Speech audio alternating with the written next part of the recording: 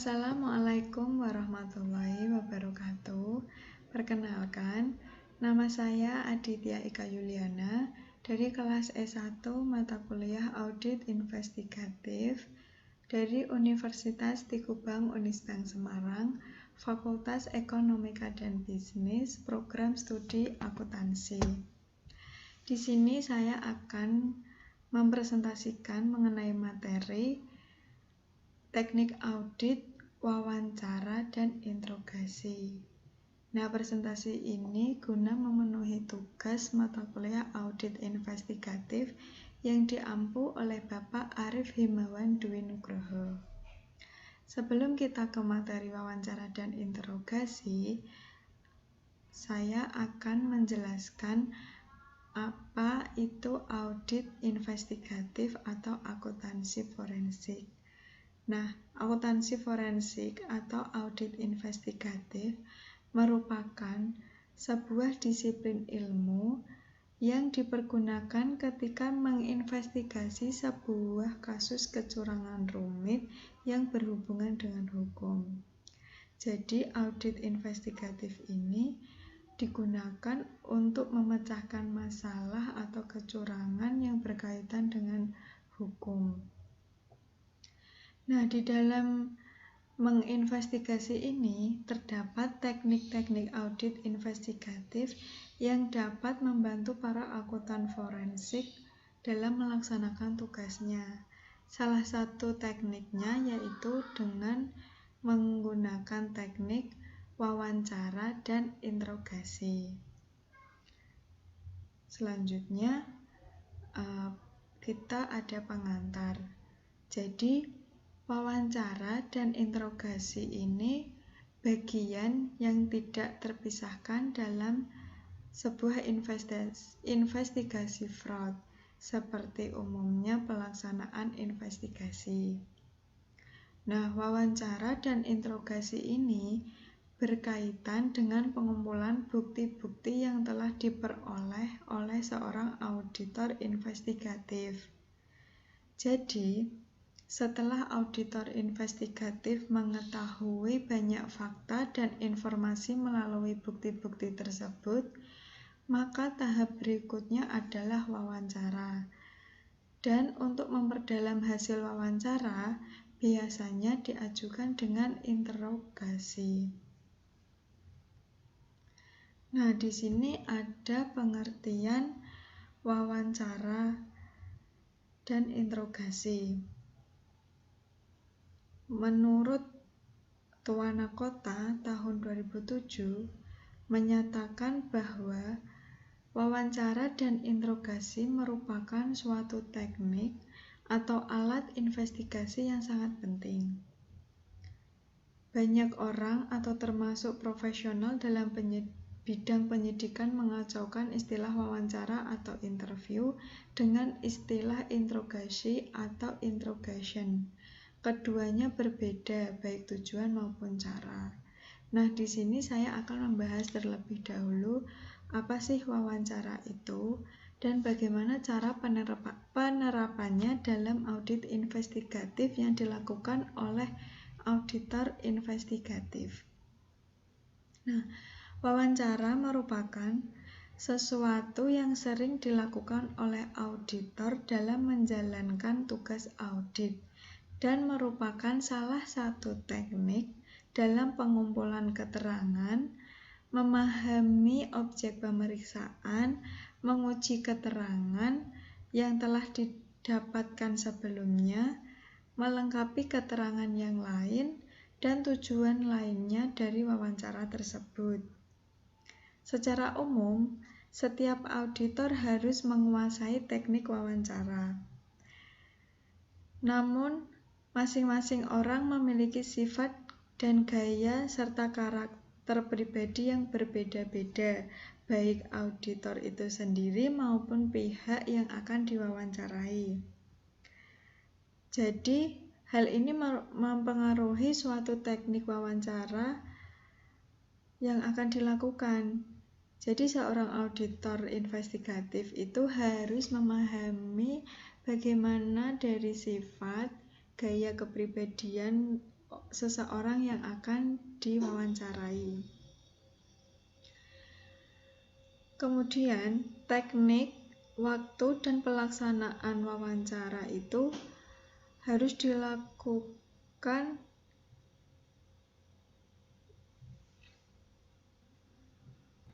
Jadi, teknik wawancara itu harus dilakukan dengan kematangan pribadi, yang artinya sikap mental, kemampuan, pengetahuan yang dimiliki, penampilan fisik, dan sebagainya.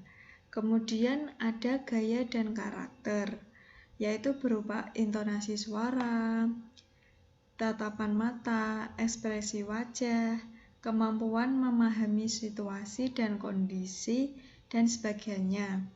Kemudian ada koordinasi dan kerjasama. Hal ini berupa seperti teknik improvisasi, fleksibilitas, atau tidak kaku, pengalaman berinteraksi, dan sebagainya. Kemudian hal yang dilakukan dalam wawancara. Hal-hal yang dapat dilakukan dalam wawancara itu dapat dikelompokkan menjadi 4, yaitu ada persiapan, pelaksanaan, dokumentasi, dan analisis atau simpulan serta interpretasi hasil wawancara. Yang pertama itu ada persiapan. Jadi sebelum wawancara itu dilakukan, maka seorang auditor investigatif itu harus melakukan persiapan sebelum wawancara. Nah, beberapa yang harus disiapkan itu ada 3 hal. Yang pertama, pemahaman akan tujuan dilakukannya wawancara. Jadi tujuan dilakukannya wawancara itu apa? Seorang auditor harus memahami hal tersebut. Kemudian ada yang kedua, penguasaan terhadap materi yang akan ditanyakan. Jadi, sebelum dilakukannya wawancara, seorang auditor harus terlebih dahulu menyiapkan materi atau pertanyaan yang akan ditanyakan kepada orang yang akan diwawancarai. Kemudian yang ketiga ada alat dan bahan penunjang pelaksanaan wawancara. Nah, jadi sebelum dilakukan wawancara itu seorang auditor harus menyiapkan apa saja alat dan bahan yang bisa membantu terlaksananya wawancara itu berjalan dengan baik.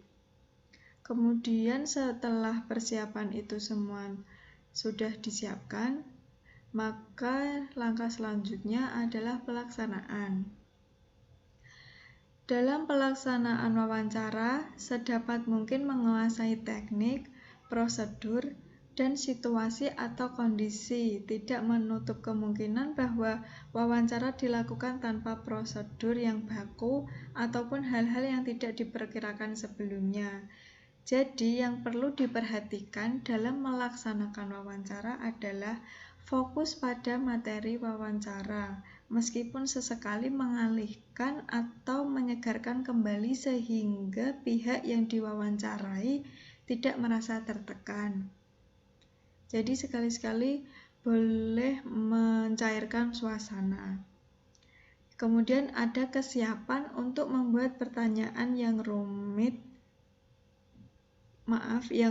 atau tetap berkaitan dengan materi atau respon terhadap jawaban pihak yang akan diwawancarai.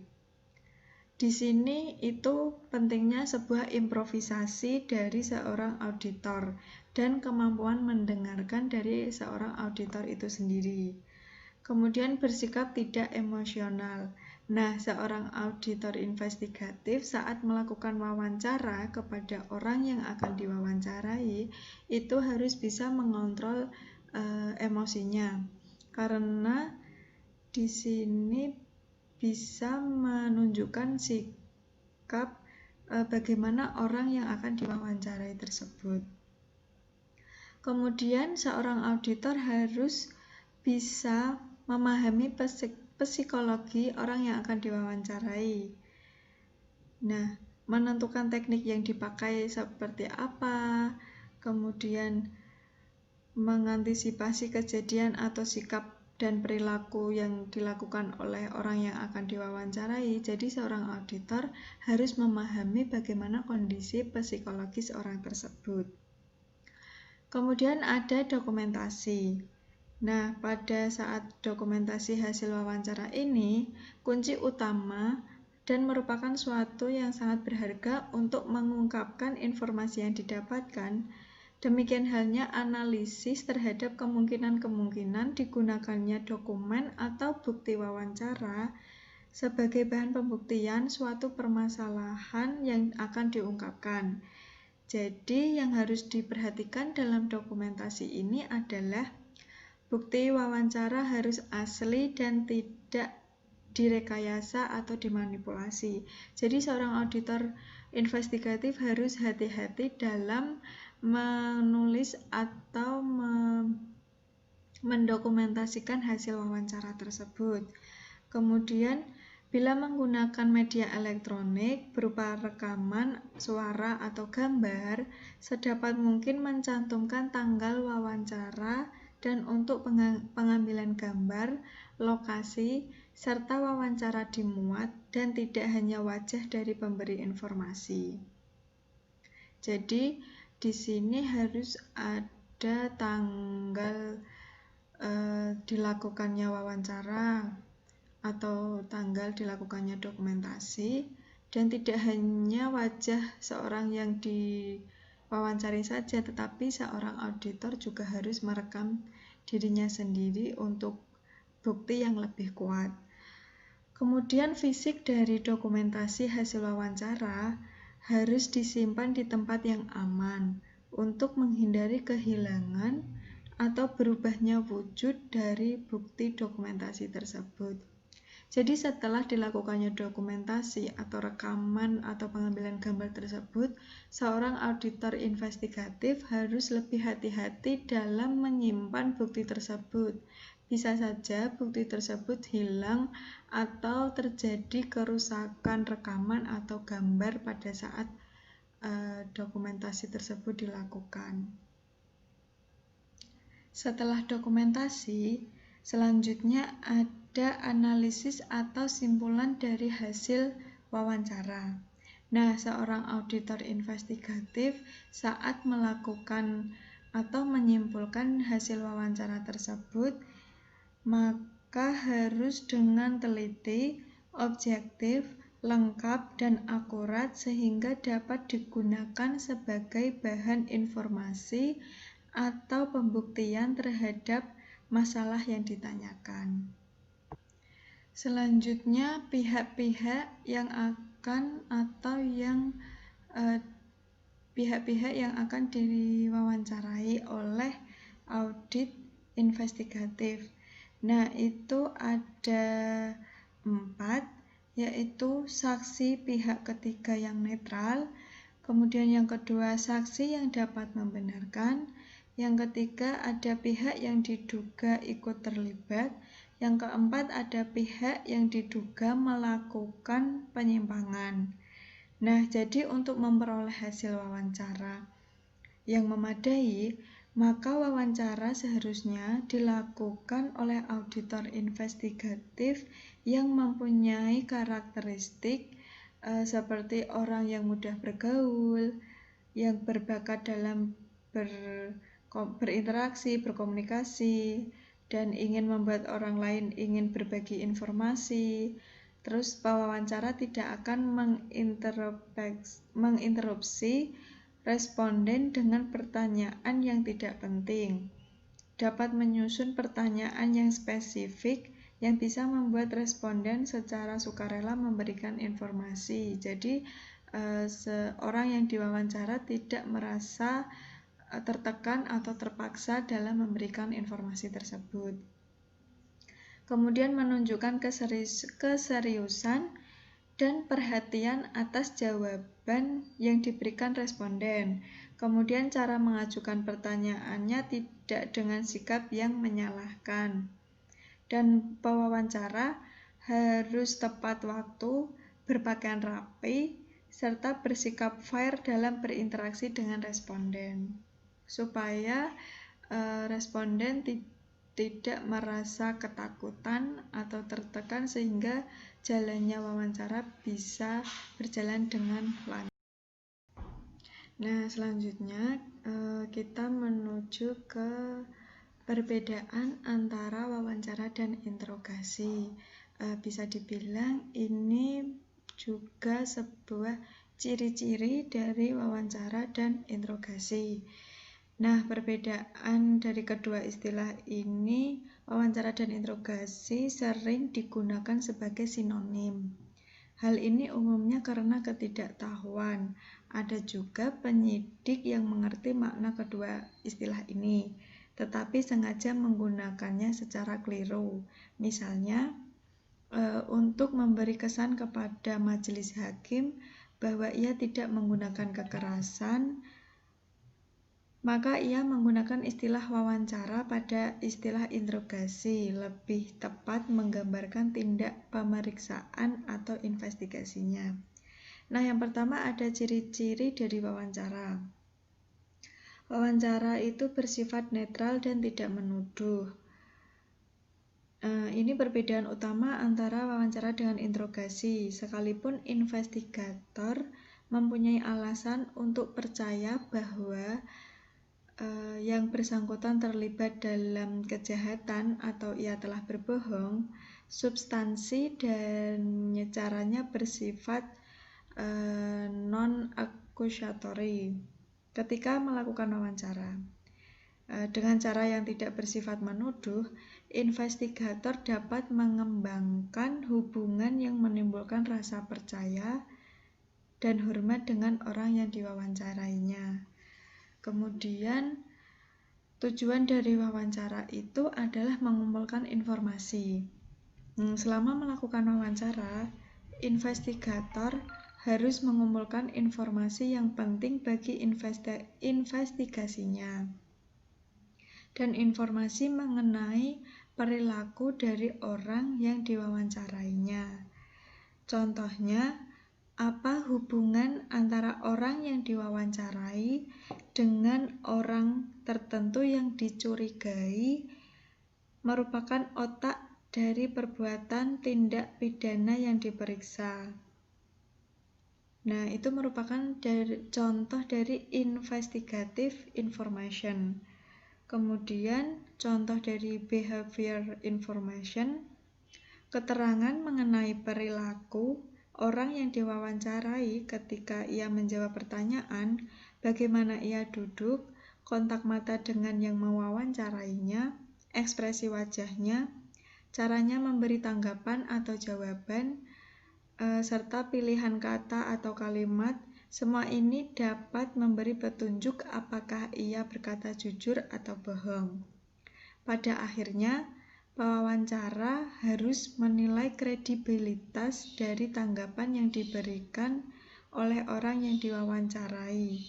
Hal ini utamanya dilakukan melalui evaluasi atas sikap atau behavior response selama wawancara, sering dengan penilaian atau substansi informasi yang diberikan. Selanjutnya, ciri selanjutnya yaitu wawancara dapat dilakukan dalam berbagai lingkungan dan suasana. Biasanya wawancara ini dilakukan pada awal investigasi, karena tujuan wawancara itu kan mengumpulkan informasi. Tentunya semakin banyak informasi yang diketahui pemeriksa sebelum wawancara dimulai, semakin baik. Wawancara terkadang terpaksa dilakukan meskipun pemeriksa baru mempunyai gambaran kasar tentang bagaimana kemungkinan fraud dilaksanakan, atau bahkan sebelum pemeriksaan dapat mengidentifikasi bukti yang harus diperoleh. Kemudian pemeriksa terkadang mempunyai peluang menemui orang itu di kantornya, jadi wawancara bisa dilakukan di berbagai lingkungan, tidak harus di suasana yang direncanakan sebelumnya atau suasana bagaimanapun seperti di kantor, terus dalam perjalanan atau jalan kaki dari tempat seperti makan siang, di sudut jalan, dalam mobil, dan lain-lain. Memang idealnya wawancara meskipun semua informasi belum diperolehnya. Jadi wawancara ini dapat dilakukan dengan santai sehingga orang yang diwawancarai itu juga dalam kondisi yang tidak tertekan dan bisa memberikan informasi yang sebaik mungkin. Kemudian wawancara ini bersifat cair, tidak terstruktur. Maksudnya itu wawancara harus bersifat cair dan tidak terstruktur dan bisa melompat dari satu pokok ke pokok pembicaraan lain. Sebelum wawancara dimulai, pemeriksaan mempunyai gambaran mengenai informasi apa saja sih yang ingin dikumpulkannya. Kemudian pewawancara juga tidak boleh kaku. Secara kreatif, ia harus mengembangkan pertanyaan atas informasi yang diterimanya selama wawancara berlangsung. Informasi baru mungkin tidak diduga atau diharapkan. Pemeriksa juga pandai membaca suasana, misalnya untuk memutuskan atau menghentikan wawancara meskipun semua informasi belum diperolehnya. Jadi pada saat wawancara, seorang auditor tidak boleh memaksakan orang yang akan diwawancarainya sehingga nanti dapat menyebabkan orang tersebut bisa tertekan dan tidak memberikan jawaban yang sesuai. Jadi seorang auditor harus bisa memahami kondisi seperti apa, apakah wawancara itu bisa dilanjutkan atau bisa diakhiri. Kemudian mencari hasil wawancara dari awal sampai akhir. Nah, ini tugas dari audit investigatif yang terakhir, mencari hasil wawancara. Nah, investigator harus membuat catatan mengenai wawancara formal atau formal interview yang dilakukannya. Wawancara formal itu adalah wawancara yang dilakukan dalam lingkungan terkendali. Mencatat mempunyai beberapa kegunaan. Bukan saja ada pendokumentasian, tetapi mencatat juga menyebabkan investigator memperlambat proses bertanya. Ini memungkinkan investigator mengamati perilaku dari orang yang diwawancarainya. Pemeriksa perlu mengetahui bahwa seseorang lebih mudah berbohong ketika pertanyaan diajukan dengan kecepatan tinggi atau dengan nada tinggi. Nah, seperti tembakan yang dilepas dari senapan otomatis, itu contohnya. Kemudian seorang auditor harus mengatur tanya jawab yang diselingi masa hening atau masa diam. Jadi auditor tidak terus-menerus bertanya sehingga itu akan membuat seorang yang akan diwawancarainya menjadi bingung atau menjadi merasa ketakutan. Nah, seorang auditor pada saat mencatat hasil wawancara itu tidak boleh mencatat dengan sporadis atau kadang mencatat, kadang tidak. Hal ini bisa membuat terlambatnya proses wawancara sehingga tidak akan menghasilkan hasil wawancara yang baik. Nah, selanjutnya ciri-ciri interogasi. Ciri-ciri yang pertama yaitu interogasi ini lebih bersifat menuduh. Seseorang yang bersalah tidak akan memberikan keterangan yang bertentangan dengan kepentingan pribadinya secara sukarela, kecuali apabila ia yakin bahwa investigator juga mempunyai keyakinan tentang kesalahannya. Interogasi dilakukan dengan persuasi yang aktif atau an interrogation is accusatory. Kemudian interogasi dilakukan karena investigator percaya bahwa dalam wawancara sebelumnya atau yang bersifat non-accusatory, orang itu telah berbohong. Jadi interogasi ini dilakukan ketika hasil wawancaranya itu tidak benar atau ada kebohongan dari orang yang diwawancarai tersebut. Kemudian Tujuan interogasi adalah mengakui adanya kebenaran, artinya apa yang sebenarnya terjadi, siapa yang sebenarnya melakukan kesalahan, kemudian berapa jumlah atau nilai fraud yang dilakukan, dan sebagainya. Nah, dari ini, interogasi juga sering berakhir dengan pengakuan bersalah oleh para pelaku. Contohnya, keberhasilan interogasi bukan diwujudkan dengan pengakuan bersalah, tetapi dalam mengetahui siapa sebenarnya yang bersalah. Kemudian, interogasi dilakukan dalam lingkungan yang terkontrol atau terkendali. Ini artinya interogasi itu harus dirancang sebaik mungkin karena pada saat melakukan interogasi, seorang auditor investigatif itu harus benar-benar sudah yakin bahwa orang tersebut melakukan kesalahan atau kebohongan. Kemudian, interogasi ini hanya dilakukan pada saat investigator mempunyai keyakinan memadai ketika salahnya seseorang. Nah, ini investigator harus mempunyai alasan untuk percaya bahwa seseorang tersebut telah berbohong. Alasan ini mungkin berupa perilakunya selama wawancara, keterangan yang berubah-ubah atau pelin-pelan, kemudian tanggapan atas pertanyaan yang sama, adanya petunjuk cara bahwa ia berbohong, dan lain-lain.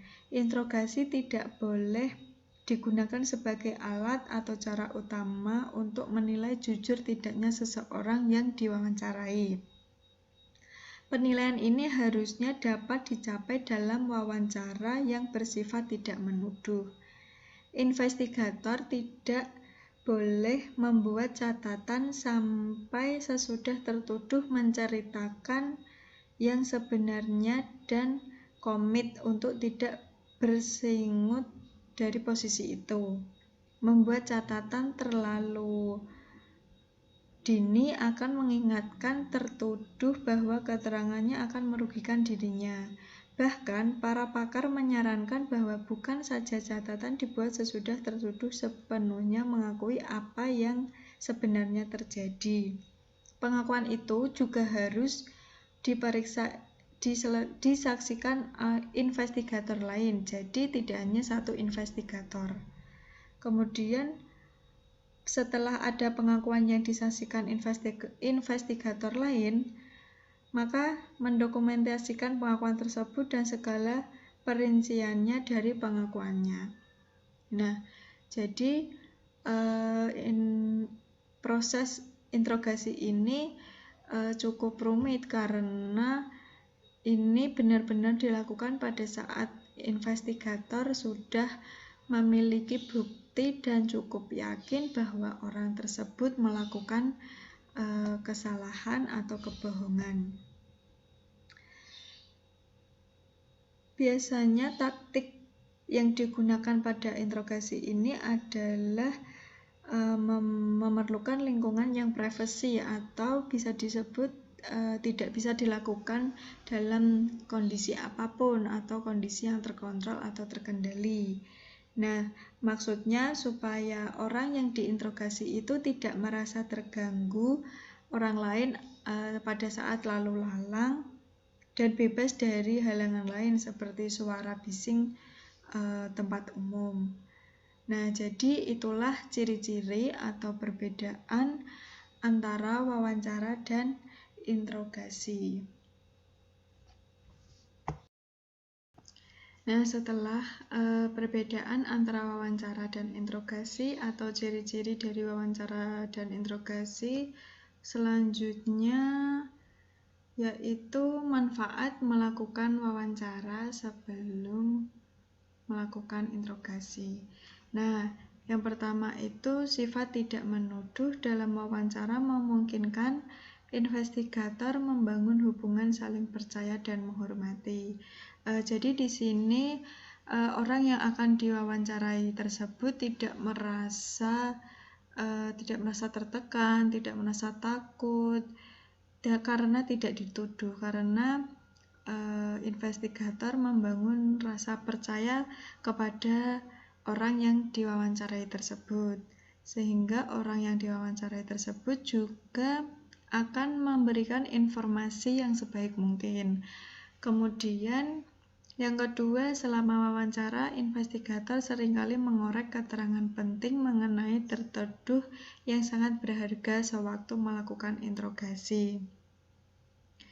Nah, di sini maksudnya investigator itu hanya mencari informasi yang berkaitan dengan orang yang diwawancarai tersebut atau orang yang dicurigai oleh investigator, jadi tidak mengorek masalah yang lain. Kemudian yang ketiga, ada keuntungan psikologis bagi investigator ketika melakukan wawancara sebelum interogasi. Nah, sudah saya jelaskan di depan tadi bahwa seorang investigator itu juga harus memahami kondisi psikologis seorang yang akan diwawancarainya. Kemudian yang terakhir, akan lebih mudah dicapai apabila investigator menawarkan kesempatan kepada tertuduh untuk menceritakan sebenarnya melalui wawancara. Nah, di sini maksudnya itu bahwa investigator menawarkan kesempatan kepada orang yang diwawancarai untuk benar-benar memberikan keterangan yang jujur, tidak terpaksa, tidak tertekan, karena pada saat wawancara ini lebih bersifat santai daripada saat interogasi. Nah, jadi di sini investigator meminta kepada orang yang diwawancarai tersebut untuk menceritakan semuanya kebenarannya pada saat wawancara. Jadi pada saat interogasi nanti orang tersebut tidak akan merasa ketakutan dan tertekan. Selanjutnya yaitu nah, ini ada pengertian interogasi. Nah, pengertian interogasi. Jadi, interogasi itu adalah suatu upaya yang dilakukan oleh pihak tertentu untuk meminta keterangan kepada seseorang menyangkut kesaksian orang tersebut terhadap pihak lain dan atau dirinya sendiri mengenai suatu aktivitas yang melibatkan pihak lain tersebut dan atau dirinya sendiri. Orang yang melakukan interogasi disebut investigator. Nah, sebelum melakukan interogasi, investigator sudah harus mengetahui secara mendalam semua investigative information yang relevan tentang suatu kejahatan tersebut, termasuk informasi dari saksi-saksi, informasi mengenai bagaimana kejahatan tersangkanya terungkap, informasi latar belakang mengenai tersangka yang akan diinterogasi. Nah, dalam melakukan interogasi, berbagai macam trik dan metode. Nah, trik dan metode yang diterapkan oleh si investigator, mulai dari penampilan dan sikap yang kadang lebih mirip algojo ketimbang hamba hukum, sangar dan bengis, trik yang menjebak, menggiring opini, menyudutkan yang diinterogasi, memaksa, menyiksa sampai cuci otak, istilah yang digunakan untuk mengakui sesuatu yang tak ada menjadi fakta. Sehingga tujuan interogasi bergeser dari ingin menyingkap kebenaran menjadi sesuatu pesanan. Nah, tujuan dari interogasi adalah mencari kebenaran. Interogasi bisa berakhir dengan dilepasnya tersangka apabila ia memang tidak bersalah. Sukses dari suatu interogasi tergantung pada kejelian investigator untuk mengenali situasi sehingga ia menerapkan prosedur yang tepat untuk langkah yang sedang dijalani. pertanyaannya tepat dan cerdas, serta momentum dan dinamika dapat dipertahankan. Interogasi hanya dilakukan sesudah investigator mempunyai keyakinan yang memadai mengenai salahnya seseorang tersebut. Investigator juga harus mempunyai alasan untuk percaya bahwa orang tersebut telah berbohong.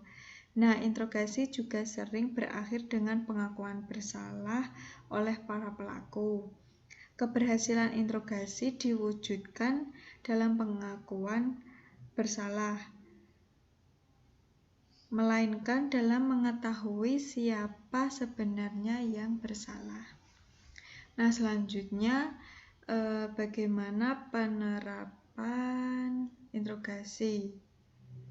Nah, ini penerapan interogasi itu sebelum melakukan interogasi, investigator sudah harus mengetahui secara mendalam semua investigative information yang relevan tentang suatu kejahatan tersebut. Kemudian dalam melakukan interogasi berbagai macam trik telah dilakukan atau diterapkan seperti yang sudah saya jelaskan tadi. Kemudian trik-triknya yaitu trik yang menjebak, menggiring opini, menyudutkan yang diinterogasi, memaksa, atau istilah lainnya yaitu mencuci otak yang diinterogasinya. Nah, kemudian di sini ada tujuan interogasi. Sudah saya jelaskan juga bahwa tujuan interogasi itu mencari kebenaran. Interogasi berakhir dengan dilepasnya tersangka dari sangkaan apabila ia memang tidak bersalah. Sukses dari suatu interogasi tergantung dari kejelian investigator tersebut. Interogasi dilakukan ketika investigator sudah yakin atau mempunyai keyakinan yang memadai mengenai salahnya seseorang. Jadi tidak semata-mata hanya menuduh seseorang itu, tetapi sudah mengumpulkan bukti dan benar-benar yakin bahwa orang tersebut melakukan kesalahan atau kebohongan. Kemudian keberhasilan interogasi diwujudkan dalam pengakuan bersalah, melainkan dalam mengetahui siapa yang sebenarnya melakukan kesalahan.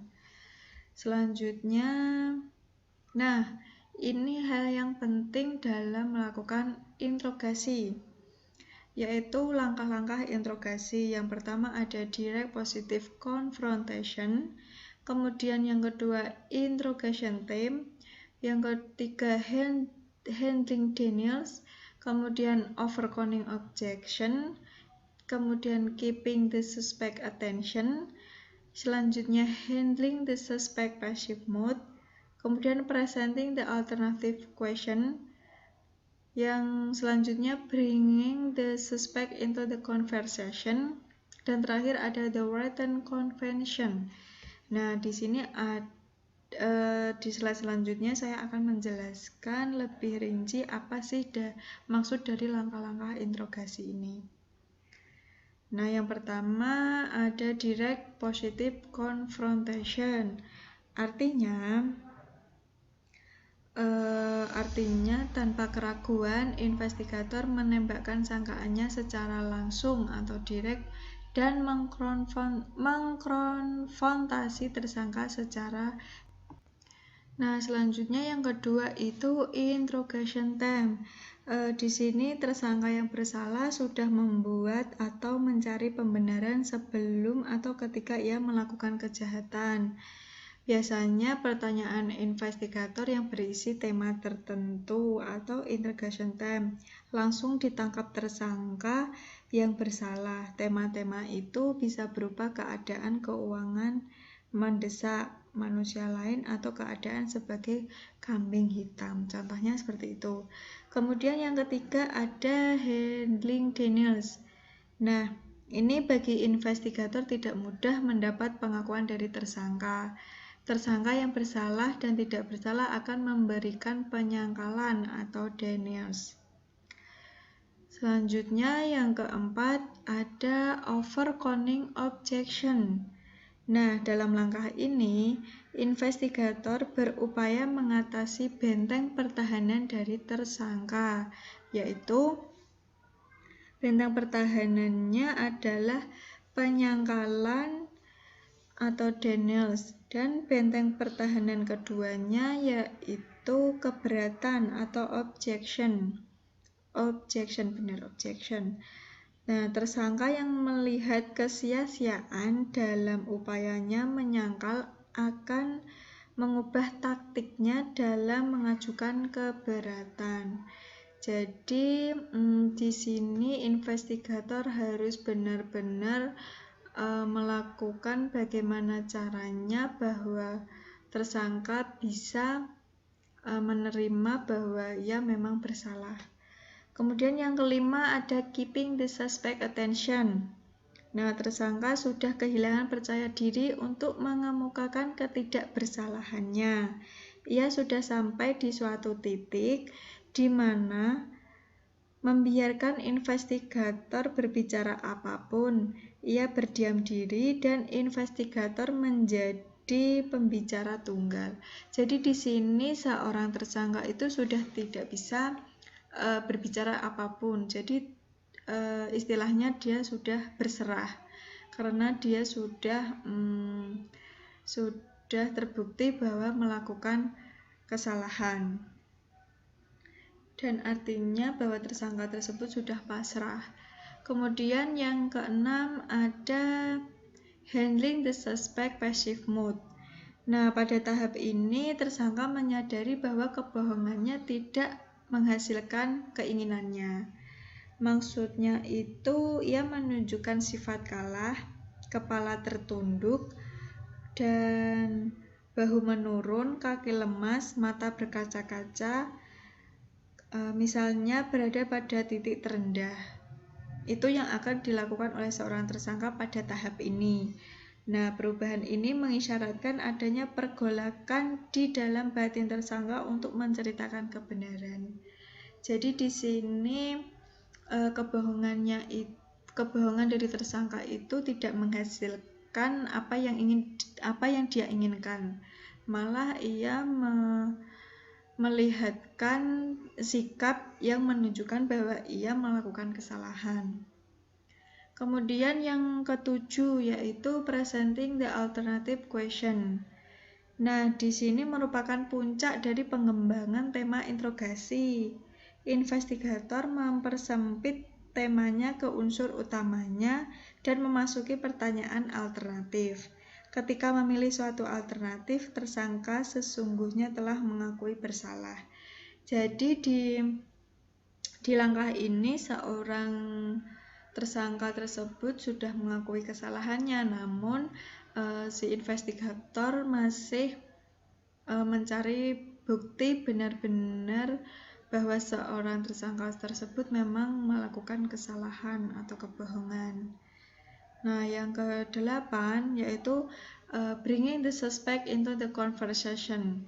Nah, dalam langkah ini tersangka diarahkan untuk menceritakan perincian dari perbuatannya yang pada akhirnya akan dirumuskan menjadi pengakuan yang bisa diterima sebagai bukti hukum. Nah, maksudnya di sini bahwa seorang tersangka tersebut sudah mengakui kesalahannya dan sudah harus menceritakan rincian apa yang ia lakukan dari awal sampai akhir sehingga menjadi sebuah bukti pada saat proses hukum itu dimulai. Yang terakhir ada the written confession. Pada puncaknya tersangka memberikan pengakuan secara tertulis. Jadi di sini tersangka harus menulis semua kesalahannya dari awal. Nah, jadi kesimpulan dari presentasi ini adalah wawancara dan interogasi sering digunakan sebagai sinonim.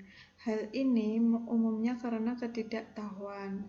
Ada juga penyidik yang mengerti maka kedua istilah tetapi sengaja menggunakannya secara keliru.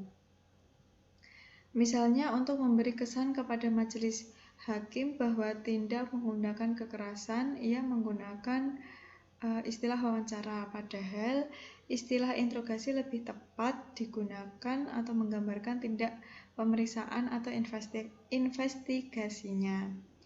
Tujuan wawancara adalah mengumpulkan keterangan, memahami objek pemeriksaan, menguji keterangan yang telah didapatkan sebelumnya, melengkapi keterangan, dan yang lain. Sedangkan tujuan interogasi adalah mencari kebenaran atau keterangan. Nah, jadi itu kesimpulan dari materi kali ini, yaitu wawancara dan interogasi. Nah, sekian presentasi dari saya. Mohon maaf apabila ada salah kata, salah pengucapan, dan penjelasannya kurang jelas. Semoga presentasi kali ini bermanfaat bagi teman-teman semua, khususnya teman-teman yang mendapat mata kuliah audit investigatif.